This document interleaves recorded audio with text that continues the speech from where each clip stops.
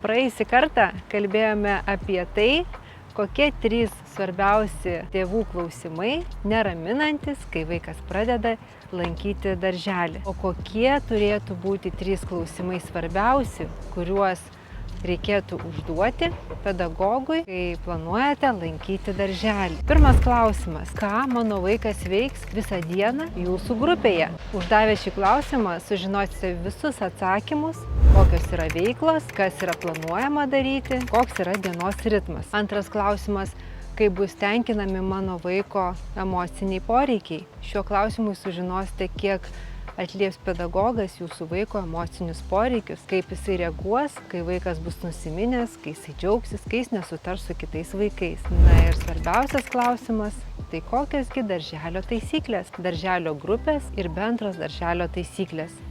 Tai yra svarbiausia, ką reikėtų žinoti prieš pradedant lankyti darželį.